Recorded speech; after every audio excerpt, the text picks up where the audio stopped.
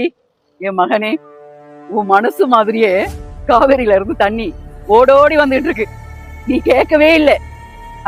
நீங்க கேட்காமையே ஓபன் பண்ணி விட்டாச்சு. ஜக ஜக ஜகன்னு வந்துட்டு இருக்கு.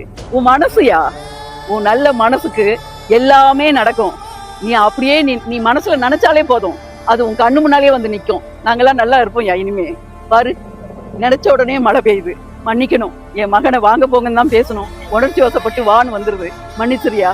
நினைச்ச உடனே மழை வருது. எல்லாமே நல்லதாவே தெரியுது. சத்தியமா சொல்றியா? அம்மா சொல்றேன், உண்மையிலேயே இந்த நாட்டுக்கே விமோச்சனம், இந்த தமிழ்நாட்டுக்கே விமோச்சனம். பாரு, கர்நாடகால இருந்து கேட்கறதுக்கு முன்னாலேயே அந்த காவிரி அண்ணன் ஓடி வாரா உங்ககிட்ட.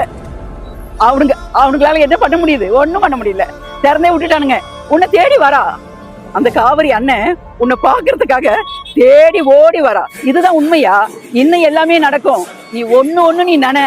இந்த மக்களுக்காக நான் என்ன சொல்றதுனாக்கா, இந்த அவதாரம்னு சொல்லுவாங்க, இந்த 9 அவதாரம் 10 அவதாரம் 10 அவதாரம் சொல்லுவாங்க. அந்த மாதிரி நீ இந்த எங்களுக்காக, இந்த நாட்டில் உள்ள மக்களுக்காக நீ சாமியா பிறந்திருக்கையா. இது உண்மை. இது வாப்போன்னு பேசுறேன்னு நினைக்காதீங்க தம்பி. உணர்ச்சி வசப்பட்டு பேசுறேன். இப்பதான் அந்த வீடியோல பார்த்தேன். அப்படியே தண்ணி வருது. இருக்க இருக்க உயர்ந்துகிட்டே போகுதான்.